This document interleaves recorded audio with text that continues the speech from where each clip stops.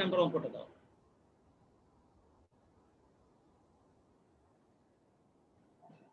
তুমি তাহলে আমাকে আগে 1 নম্বর অঙ্কটা দাও।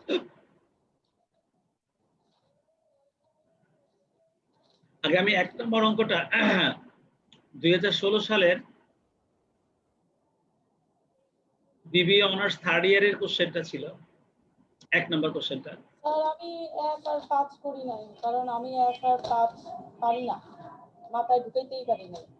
মানে 1 নম্বরটা? হ্যাঁ। তো ঠিক আছে, 1 আর 5 সেম। আমি আচ্ছা ঠিক আছে, 2, 3, 4 এগুলো আর 7 এই কয়টা করছি। তো ঠিক আছে, আগে যেটা পারোনি সেটা আমি আগে দেই, চলো। আচ্ছা, তুমি যেটা পারোনি সেটাই আমি আগে করে দিচ্ছি। 1 নম্বর অঙ্কটা তুমি পারোনি, তাহলে 1 নম্বর অঙ্কটাই, হ্যাঁ 1 নম্বর অঙ্কটাই আগে আমি তোমাকে করে দেব। আমি তোমাকে দেখাবো যে কিভাবে আমরা অঙ্কটা নিয়ে চিন্তা করছি। দেখো মাত্র 1 লাইনের কোশ্চেন, 2016 সালে এসছে, এত কিছু শিখলাম, তারপরেও দেখো তুমি অঙ্কটা মাথার মধ্যে ঢুকাতেই পারোনি যে কিভাবে করতে হবে। আসলে এই চ্যাপ্টারটাই এরকম, এই জন্য আমরা এত সতর্কতার সঙ্গে সর্বপ্রথম এই গুরুত্বপূর্ণ চ্যাপ্টারটা আমরা সবার আগে করেছি। তো যাই হোক, আমি আগে কোশ্চেনটা দেখে নেই। আমি কোশ্চেনের ভিতরে কি কিছু ইনফরমেশন আছে আমি সেগুলো আগে তুলবো, তুমিও আমার সাথে সাথে করো। এখানে বলছে company has a profit of টাকা 5000। তুমি দেখো আমাদের এই অঙ্কের মধ্যে ওনারা শুরুতেই প্রফিট বলে দিয়েছে, প্রফিট সমান সমান টাকা 5000। ওরা আমাদের বলে দিয়েছে 5000। দেখো আমাদেরকে ফিক্সড কস্ট বলে দিয়েছে 10,000 টাকা। চলো ঠিক আছে, যা দিয়েছে আগে তাই বসে দিই। আমাদের ফিক্সড কস্টটা দিয়ে দিয়েছে ওনারা টাকা 10,000, লিখে দিলাম। ওনারা বলে দিয়েছে and break even point of টাকা 15,000। ওনারা ব্রেক ইভেন পয়েন্ট টাকা বলে দিয়েছে, বিপি ইন টাকা।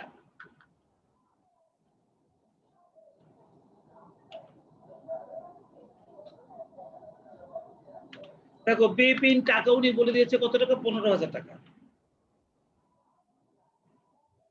এই 3টা ইনফরমেশন ওনারা কোশ্চেনের মধ্যে আমাদেরকে দিয়ে দিয়েছে। ওনারা আমাদেরকে প্রশ্ন করছে find out the amount of sales. তোমাকে বের করতে বলছে এখান থেকে সেলসটা কত।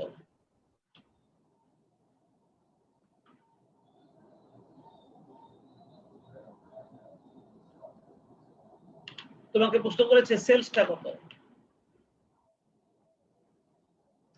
আমরা সেলসটা খালি বের করার চেষ্টা করব। দেখো তুমি অনেক চিন্তা ভাবনা করেছো, এই তথ্য থেকে কোনোভাবেই তুমি কিন্তু সেলস বের করতে পারোনি, তাই না? কিন্তু তুমি তো একটা জিনিস জানো, যে যে কোনো আইটেমকে তার রেশিও দিয়ে ভাগ করলে পাওয়া যায়, তাই না? আর তাছাড়া তুমি খেয়াল করো আমাদের হাতে কিন্তু প্রফিট দেওয়া আছে, আমাদের হাতে কিন্তু ফিক্সড কস্ট দেওয়া আছে,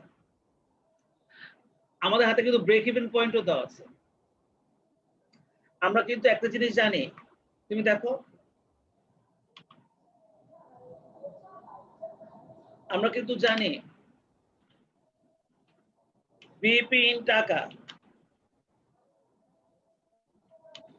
এটা সমান সমান কিন্তু উপরে ফিক্সড কস্ট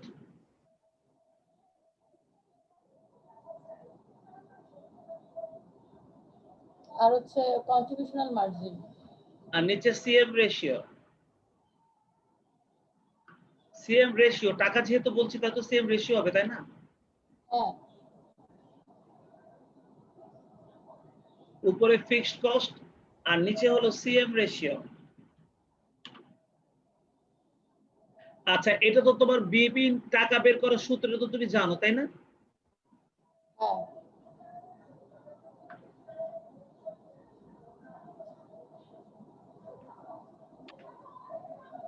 তাহলে তুমি বলো তো আমাদের বিপি টাকার মানটা ওনারা বলে দিয়েছে না 15,000? হ্যাঁ। সেটা বসাই দিলাম। তুমি দেখো তো আমাদের ফিক্সড কস্টের মানটা বলেই দিয়েছে না উনি? জি। আমাদের ফিক্সড কস্টটা বলে দিয়েছে যে আমাদের ফিক্সড কস্টটা 10,000।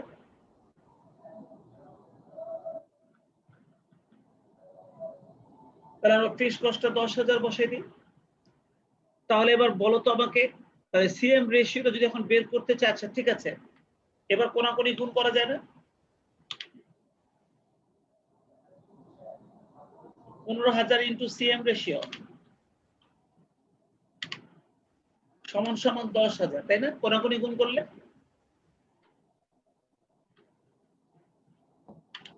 তাহলে সিএম রেশিও সমান সমান, তাহলে কি এবার 10,000 ভাগ হয়ে যাবে না হচ্ছে 15,000?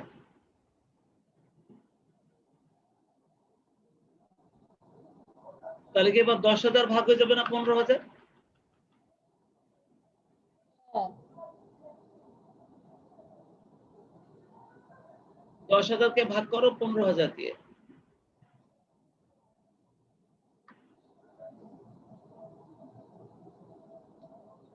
করছি স্যার। তাহলে দেখো তো আমাদের সিএম রেশিওর মানটা কত দাঁড়ায়?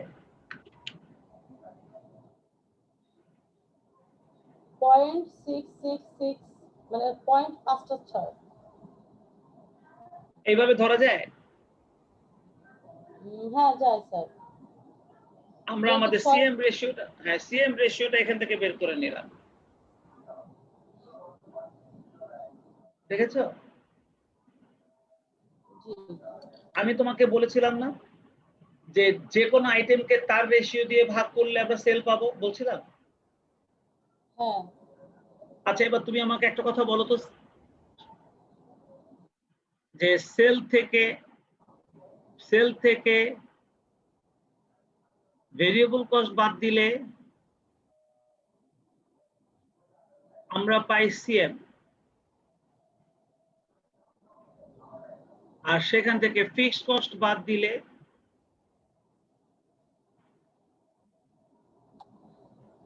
আমরা পাই প্রফিট।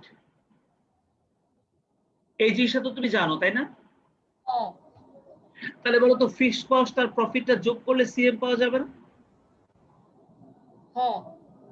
তাহলে ফিক্সড কস্ট আর প্রফিটটা বের করলে, যোগ করলে কি আমরা সিএম পাবো না? হ্যাঁ। হ্যাঁ। তাহলে আমরা আমাদের টোটাল সিএম সমান সমান, আচ্ছা ঠিক আছে, আমি তোমাকে ঝামেলাও করব না, আমি ঝামেলা একদমই করব না। আমি তোমাকে এই কাজটা করবো যাতে তুমি জিনিসটা সুন্দর করে বুঝতে পারো। আমি তোমাকে একটা কথা বলেছি যে সেল বের করতে যখন বলবে তখন তুমি দেখবা কোন আইটেমকে তার রেশিও দিয়ে ভাগ করলে আমরা সেল পাবো।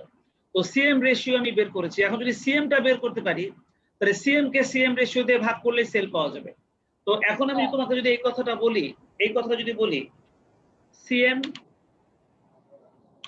মাইনাস ফিক্সড কস্ট,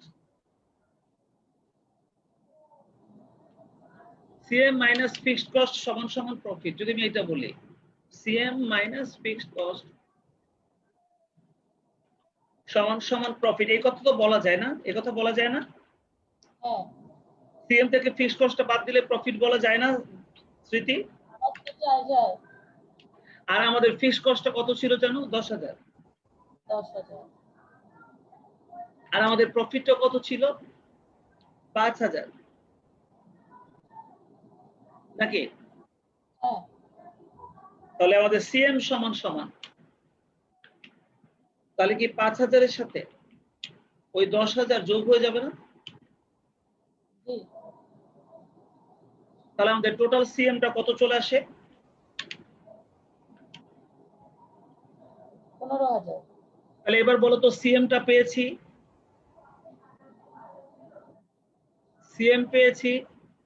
আবার সিএম রেশিও পেয়েছি।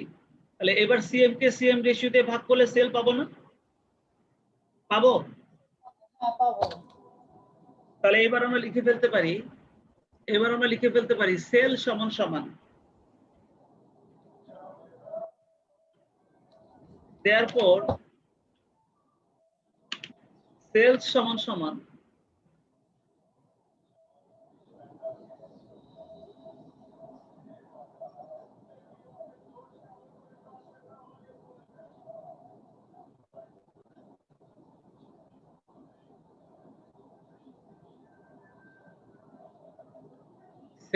সমান CM divided by CM ratio, তাই না?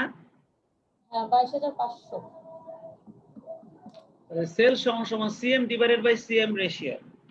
আমি কিভাবে কাজটা করেছি তুমি একটু দেখো, খাতায় ফ্রেশ খাতায় উঠায় রাখবে, এটা সালের কোশ্চেন। ওনারাও কিন্তু অনেক প্ল্যান প্রোগ্রাম করে দিয়েছে যে তুমি মুখস্থ করবার সূত্র দিচ্ছি বের করে, সূত্র মুখস্থ করে এই অঙ্ক করা যাবে না। দেখো আমাদের সিএমটা কত ছিল, 15,000, আর আমাদের সিএম রেশিওটা আমরা বের করেছিলাম 0.66667।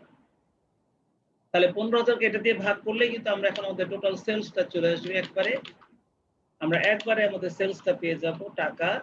দেখো তো কত টাকা হয়, স্যার 22,500। 22,500 টাকা। দেখো আমাদের অ্যান্সারটা দেওয়া ছিল ওই যে 22,500 টাকা, দেখছো? তাহলে কি করেছি তুমি দেখছো স্মৃতি, ডাটাগুলো তোলার পর আমি ব্রেক ইভেন পয়েন্ট যেটা দেওয়া ছিল ওর সূত্রটা লিখছি, লিখলে আমি ওখান থেকে সিএম রেশিওটা পেয়ে গেছি। আর এবার আমি সিএম মাইনাস ফিক্সড কস্ট সমান সমান প্রফিট, এই জিনিসটা তোমরা সবাই জানো। আমি এখানে সব মানগুলো বসে দিয়েছি, তাহলে টোটাল সিএমটা পেয়ে গেছি। তাহলে এখান থেকে বের করেছি সিএম রেশিও, আর এখানে বের করেছি সিএম। আমরা জানি সিএম কে সিএম রেশিওতে ভাগ করলেও সেল পাওয়া যায়, তাই না? যে কোনো আইটেমকে তার রেশিও দিয়ে ভাগ করলে সেল পাওয়া যায়। সেই মন্ত্র দিয়ে কিন্তু আমরা এই অঙ্কের জবাবটা দিয়ে ফেলছি।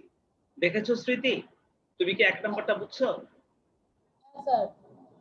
তুমি আরেকটা অঙ্ক পারোনি বলছো, যে এই অঙ্কগুলোর মধ্যে কোন দুটো অঙ্ক তুমি পারোনি, বাকিগুলো তুমি করেছো। তুমি যেগুলো পারবে না আমি সেগুলো সবার আগে করব, তারপর যেগুলো পারছো আমি সেগুলো চেক করবো। এরপরে কোনটা পারোনি বলো? স্যার 1 আর 5 একদম সেম। 5 নাম্বারটা তাহলে বাড়ি কাজ নিলাম, ওটা ও, করতে হবে না। 1 আর 5 নাম্বারটা সেম। হ্যাঁ সেম তার ছিল মানে 1 স্যার। নম্বর অঙ্কটা আর 5 নম্বর অঙ্কটা একই ধরনের যদি হয়, তাহলে আমি 1 যেহেতু করে দিয়েছি, 5 নাম্বারটা হোমওয়ার্ক। তাহলে এবার 5 নম্বরটা তুমি নিজে পারবে। হ্যাঁ ঠিক আছে, তাহলে আমাদের 1 নম্বরটা সলভ করা হয়ে গেছে, এটা নীল হয়ে গেল। আর 5 নাম্বারটা তুমি পারোনি, তুমি বলছো তুমি এখন 5 নাম্বারটা পারবে। হ্যাঁ, এটা আসলে একই ধরনেরই। হ্যাঁ, তো ঠিক আছে, 5 নাম্বারটা তোমার আবার বাড়ির কাছ থেকে গেল। আচ্ছা। তাহলে এবার 2 নাম্বারটা আমি দেখবো, তুমি তাহলে 2 নাম্বারটা আমাকে দেখাও। সেল দেওয়া আছে, পিভি রেশিও দেওয়া আছে, আর এমএস রেশিও দেওয়া আছে। এটা তো আমাদের অঙ্কগুলোর মতোই, তাই না? আমরা হ্যাঁ শেষ যে স্যার। অঙ্কগুলো তৈরি করেছিলাম সে ধরনের অঙ্কই না? এটা 2013 সালে আসছে অনার্স 3rd ইয়ারে পরীক্ষাতে। দেখে এই অঙ্কটা দাও আমাকে। এখন তুমি এই অঙ্কগুলো যত বেশি করবে, এই চ্যাপ্টার থেকে তোমার পরীক্ষায় অ্যান্সার করার শক্তিটাও তত বাড়বে।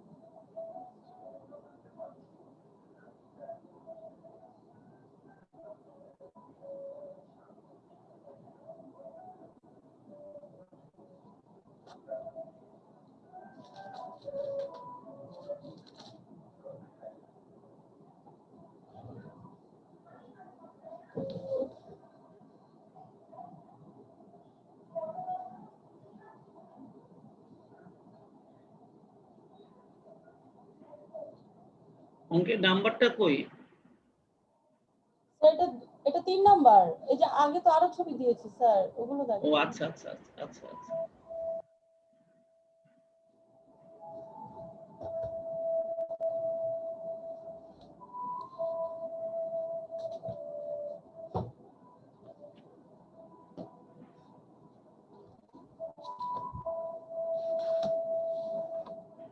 এই যে 2 নাম্বার সেলস দেওয়া ছিল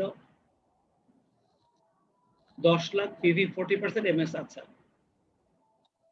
পিভি বা সিএম রেশিও ছিল 40%, তাহলে ভেরিয়েবল কস্ট রেশিওটা হবে 60%, এমএস রেশিওটা ছিল 25%, তাহলে বিইপি রেশিওটা বাকি 75%। তোমাকে প্রথম বের করতেছে ব্রেক ইভেন টাকা, সেলসের সঙ্গে বিপি রেশিও গুণ করলে বের হয়ে যাবে 75,000 টাকা। দেখো কত সহজে অ্যান্সারটা বেরিয়ে গেল।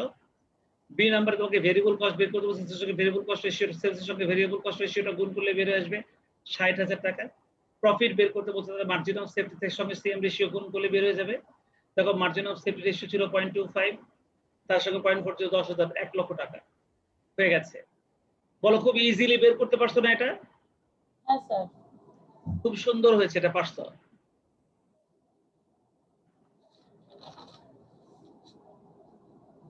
এবার 3 নাম্বার কোশ্চেনটার মধ্যে দেখো এখানে আমাদের রেজাল্ট গিভেন বিলো।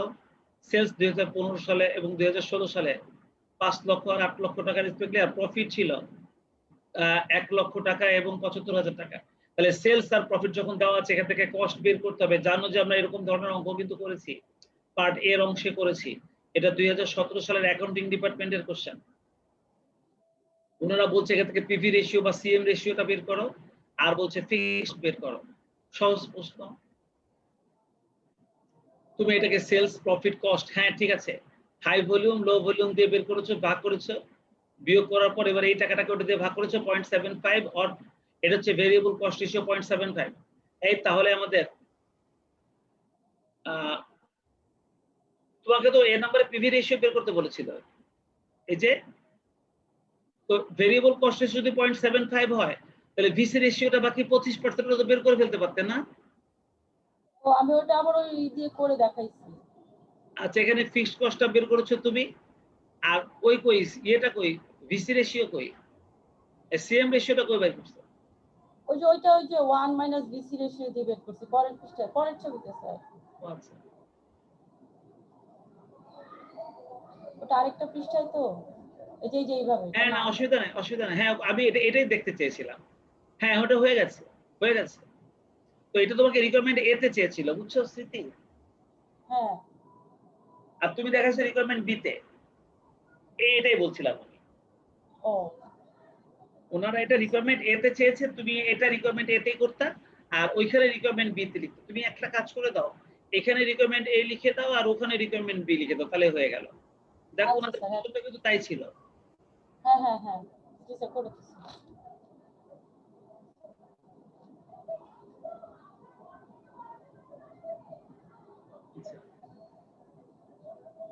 তাহলে 3 নাম্বারটা হয়ে গেল।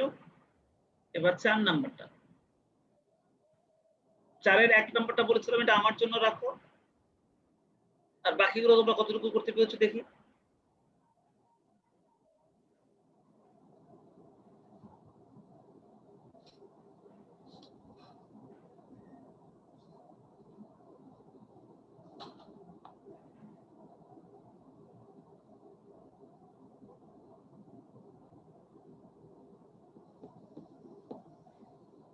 সেলিং প্রাইস 120 টাকা, ভেরিয়েবল কস্ট পার ইউনিট 80 টাকা, ফিক্সড কস্ট 50,000 টাকা। আচ্ছা, required sales for target profit বের করতে বলছে, fixed cost plus target profit divide by CM ratio. হ্যাঁ ঠিক আছে, তাহলে সিএম পার ইউনিটটা বিয়োগ করে বের করেছো, সিএম রেশিওটাও বের করে নিয়েছো, ভেরি গুড। তাহলে রিকোয়ার্ড সেলস ইন টাকা হবে fixed cost plus target profit divide by CM ratio. হ্যাঁ হয়ে গেছে।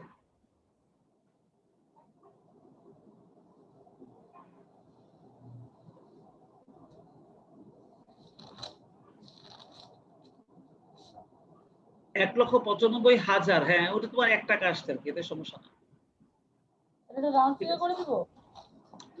করে দিতে পারো, অসুবিধা বা ওভাবে রাখলে অঙ্ক ভুল হবে না। কারণ স্যার ওখানে 0.3333 আসছে, ওটা যে এক করে দিব শেষে, মানে 4 বানাই দিব, তারও উপায় নেই। হ্যাঁ একজন আমি ওটা ওরকমই রেখে দিয়েছি। না না, তুমি যেটা করেছো ওটাও ঠিক আছে।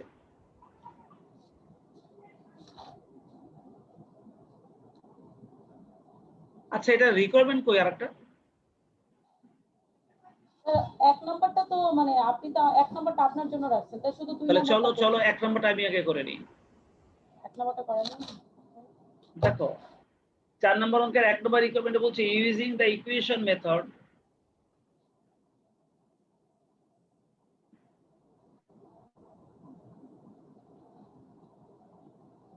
Solve the unit sales. আচ্ছা চলো এই 4 নম্বর অঙ্কটা থেকে আমরা কিভাবে ইউনিট সেলসটা পাবো আমি দেখাই।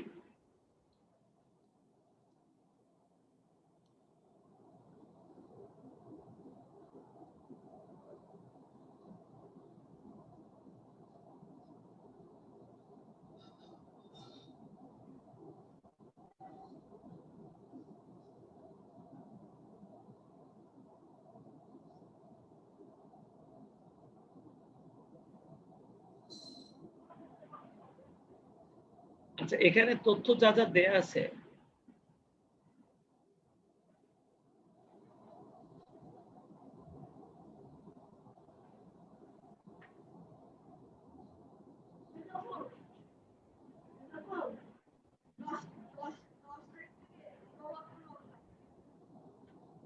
শুধু বলো তো।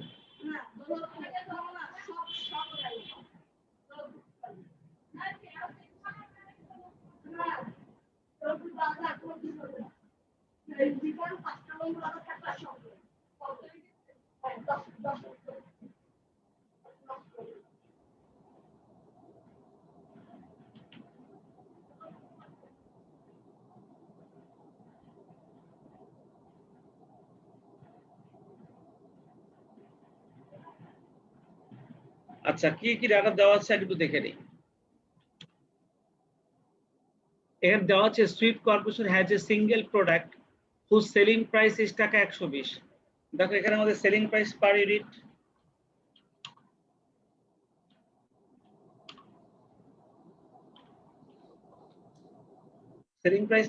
সমান সমান দেওয়া আছে টাকা 120 হুজ ভেরিয়েবল কস্ট ইজ টাকা 80। দেখো আমাদের variable cost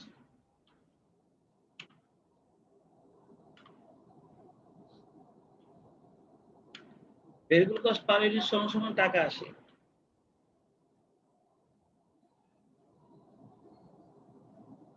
The company's monthly fixed expenses is 50,000 টাকা।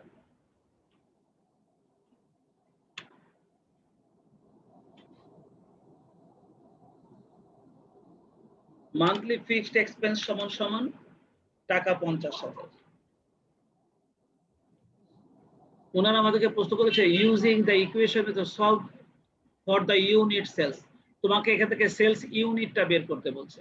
তোমাকে বলেছে এখান থেকে সেলস ইউনিটটা বের করতে। এই ঠিক আছে স্মৃতি, তোমাকে রিকোয়ারমেন্ট একে কি বের করতে বলছে? Sales unit. তাহলে দেখো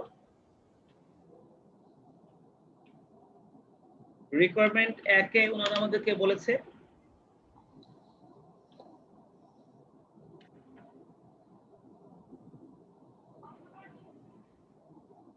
ক্যালকুলেশন অফ সেলস ইউনিট।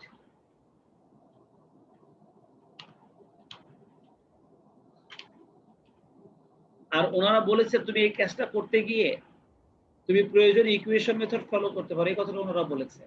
তা আমি ইকুয়েশন মেথড ফলো করব, তবে তোমাদেরকে যা শিখিয়েছি সেটা বাদ দিয়ে না। আমি ইকুয়েশন মেথডই করব, তবে তোমাদেরকে যা শিখিয়েছি সেটা বাদ দিয়ে না। তুমি দেখো যা আমি করব এটা তুমি বুঝতে পারবে। দেখো আমি ইকুয়েশন মেথডে করতে বলেছে বলে আমি ধরে নিলাম লেট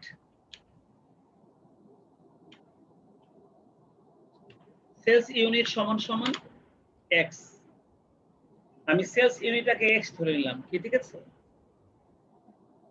ঠিক আছে, তাহলে এবার বলো তো উই নো, আমি যদি এই কথাটা বলি উই নো, আমি যদি বলি সেলস সমান সমান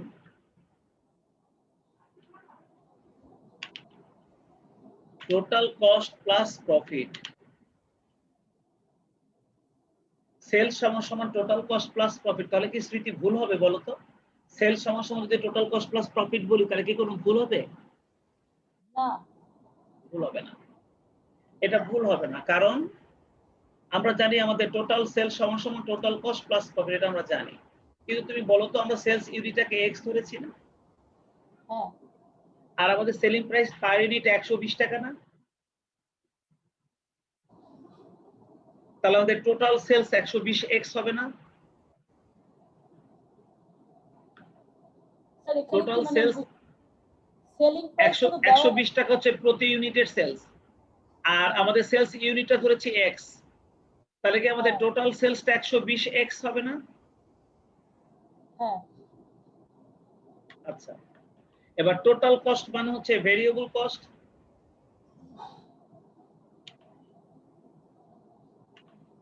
প্লাস ফিক্সড কস্ট, তাই না?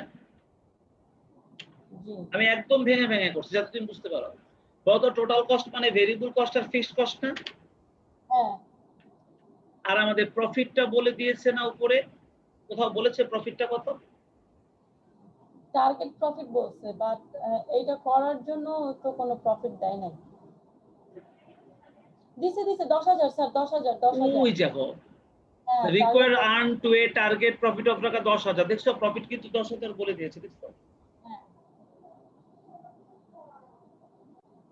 দেখছো স্মৃতি 10,000 দেওয়া ছিল 1 নম্বর রিকোয়ারমেন্টে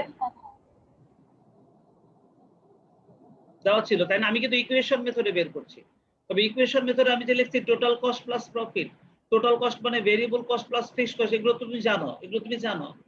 দেখো তাহলে এই পাশে আছে 120x সমান সমান, এই আমাদের ভেরিয়েবল কস্ট পার ইউনিটটা কত ছিল? 80 টাকা, আর আমাদের সেলস ইউনিটটা কত ছিল? x, তাহলে কি এটা 80x হবে না ভেরিয়েবল কস্ট? এই তাহলে ভেরিয়েবল কস্ট 80x হবে না স্মৃতি? ভেরিয়েবল কস্ট পার ইউনিট হচ্ছে 80 টাকা, আর আমাদের সেলস ইউনিট তো x, তাহলে 80 টাকা ইনটু x, তাহলে কি 80x হবে না ভেরিয়েবল কস্ট? হ্যাঁ। আর আমাদের ফিক্সড কস্টটা ছিল 50,000, আর প্লাস আমাদের প্রফিটটা ছিল 10,000। তাহলে এবার ওই 80x টাকে আমি বাম দিকে নিয়ে আসবো, তাহলে 120x মাইনাস হচ্ছে 80x, 120x মাইনাস হচ্ছে 80x সমান সমান 50 আর 10 হচ্ছে 60,000, দেখেছো? তাহলে 120x থেকে 80x বাদ দিলে না 40x হবে, 40x সমান সমান 60,000। এই তাহলে শুধু x সমান সমান, শুধু x সমান সমান এখন এই 60,000 কে 40 দিয়ে ভাগ করে দিব না? হ্যাঁ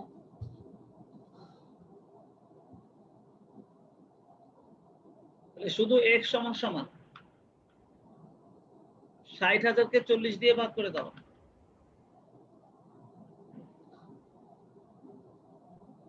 60,000 কে ভাগ করে দাও 40 দিয়ে,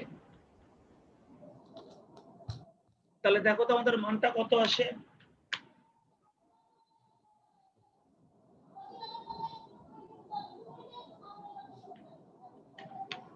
কত আসে স্মৃতি?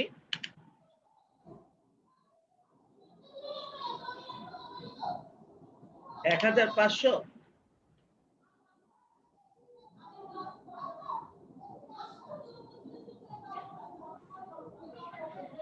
তাহলে আমাদের সেলস ইউনিট হবে 1,500 ইউনিট, তাহলে আমাদের সেলস ইউনিট হবে 1,500 ইউনিট। স্মৃতি তুমি কি দেখছো? জি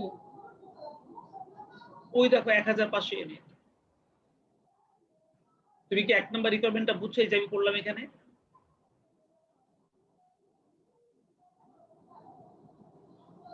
বুঝেছো?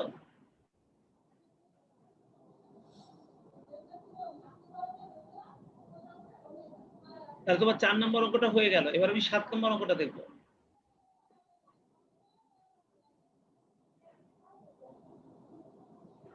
7 নাম্বারটা,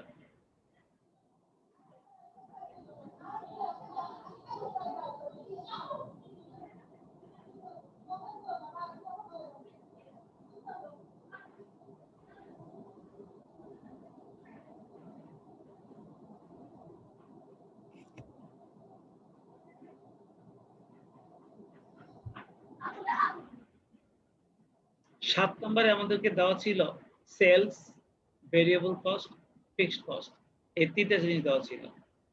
ওনারা ব্রেক ইভেন সেলস বের করতে বলছে, মার্জিন অফ সেফটি রেশিও বের করতে বলছে, কন্ট্রিবিউশন মার্জিন রেশিও বের করতে বলছে, আর প্রেজেন্ট নেট প্রফিট বের করতে বলছে।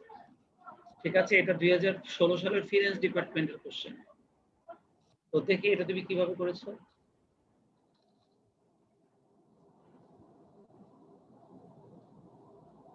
দেখি আমি 7 নম্বর কোশ্চেনটা চেক করছি। এখানে নিট সেলস দেওয়া ছিল 2 লাখ। আমাদের এখানকার ভেরিয়েবল কস্ট দেওয়া ছিল 1 লাখ আর ফিক্সড কস্ট দেওয়া ছিল 60,000। তাহলে এখান থেকে তুমি কন্ট্রিবিউশন মার্জিনটা বের করেছো টোটাল 1 লাখ। তুমি কন্ট্রিবিউশন মার্জিন রেশিওটা বের করেছো 0.5। তোমাকে প্রথমে বিইপি টাকা বের করতে বলছে, ফিক্সড কস্টকে সিএম রেশিও দিয়ে ভাগ করেছো, তোমার প্রথমটা বের হয়ে গেছে, খুব সুন্দর।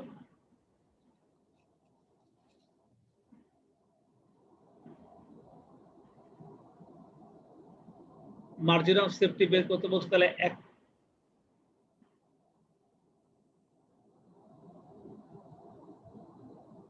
এই স্মৃতি জি স্যার। তুমি কি ব্রেক ইভেনটা একটু আগে বের করেছো না? তুমি কিছুক্ষণ আগে ব্রেক ইভেনটা বের করেছো না বলো তো? হ্যাঁ। কত টাকা বের করেছো কিছুক্ষণ আগে ব্রেক ইভেন দেখো তো। মানে এই অঙ্কেরই রিকোয়ারমেন্ট এ? হ্যাঁ, রিকোয়ারমেন্ট একে প্রথমেই তো তুমি ব্রেক ইভেনটা বের করেছো। কত আসছে ব্রেক ইভেন? 1,20,000। তুমি এখন বলো তো দেখি, টোটাল সেল থেকে 1,20,000 বাদ দিলেই তুমি এমএস পাবা না? হ্যাঁ। তুমি এত কিছু করেছো কেন? টোটাল সেল থেকে খালি তোমাকে কি বের করতে বলেছে? রেশিও চাইছে তো তাই জন্য। মার্জিন অফ সেফটি আগে এমএস টা বের করো, তারপর ওটাকে সেল দিয়ে ভাগ করো, তাই না? জি। তুমি কিন্তু টোটাল সেল থেকে, তোমার টোটাল সেলটা কত ছিল দেখো তো, টোটাল সেলটা কত ছিল খাতা না? 2 লাখ। 2 লাখ থেকে তুমি 1,20,000 বাদ দাও, তাহলে পাবা এমএস। হ্যাঁ হ্যাঁ। জি। এবার তুমি ওই এমএস কে সেল দিয়ে ভাগ দাও, তাহলে তুমি এমএস রেশিও পেয়ে যাবে। তুমি কি আমার কথা বুঝছো? হ্যাঁ স্যার। কত আসে তোমার এমএস রেশিও? জি স্যার দেখছি।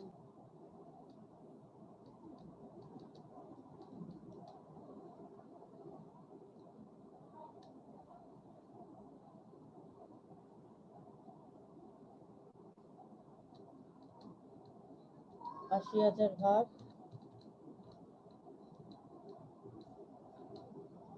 0.40। স্যার ওই একই আসবে। এটাই আসবে, তোমার অঙ্ক করাটা ভুল হয়নি, কিন্তু আমি তোমাকে একটা সহজ ওয়ে বললাম যে তোমার টোটাল সেল তো 2 লাখ তুমি জানোই, আর তুমি ভেরিয়েবল কস্ট 1,20,000 বের করেছো, তাহলে টোটাল সেল থেকে 1,20,000 বের দিলে বাদ দিলে তুমি কিন্তু এমএস টা পেয়ে যাবে 80।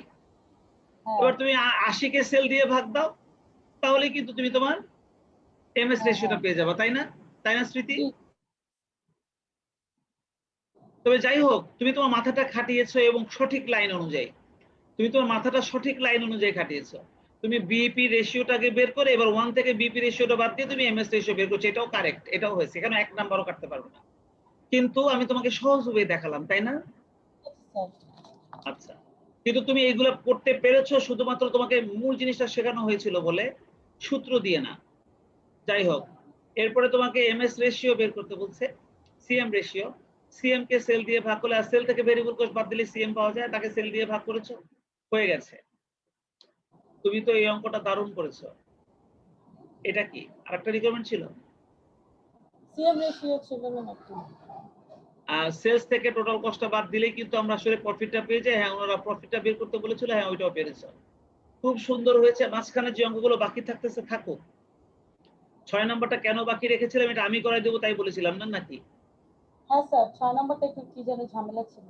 আচ্ছা, কিন্তু পুরাতনটার মধ্য থেকে একটা অঙ্ক তোমার আগে থেকে রিপিট ছিল, কোনটা যেন বারিকা ছিল রিপিট আবার? 5 5 নাম্বার। এবার তার সঙ্গে নতুন নতুন অঙ্ক নিয়ে নাও, নতুন নতুন অঙ্ক নিয়ে নাও। 8 নাম্বারটা নিয়ে নাও, তুমি লিখে নাও, তুমি লিখে নাও 5 এর পরে 8, যেগুলো তুমি পারবা সেগুলো আমি তোমাকে দিয়ে দিচ্ছি। এবার 8।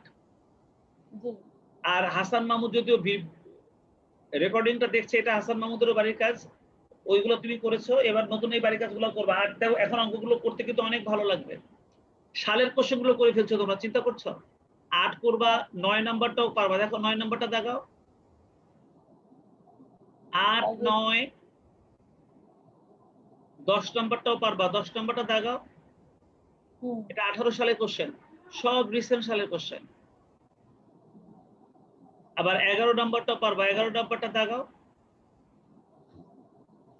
স্যার 11 নাম্বারটা কি দিছে? Level of activity. High volume low volume, high volume low volume, পারবা না? হ্যাঁ পারবো স্যার। এটা হচ্ছে ইউনিট, এটা হচ্ছে cost. High volume low volume পারবা তো? হ্যাঁ। খুব সহজেই পারবা। হ্যাঁ, তো পার্ট বি শেষ, দেখো কত তাড়াতাড়ি পার্ট বি শেষ হয়ে গেল। আচ্ছা স্যার অ্যাকচুয়াল সেল বা নেট সেল তো একই নাকি? হ্যাঁ হ্যাঁ একই কথা। আচ্ছা আচ্ছা তুমি দেখো তো এই পার্ট সি এর যে 1 নম্বর অঙ্কটা, এটাও হাই ভলিউম লো ভলিউম না? সেলস আর প্রফিট লস দেওয়া আছে। হ্যাঁ তাহলে পার্ট সি এর 1 নম্বরটাও নিয়ে নাও, আমি পার্ট সি এর 1 নম্বরটাও দিয়ে দিলাম তোমাকে।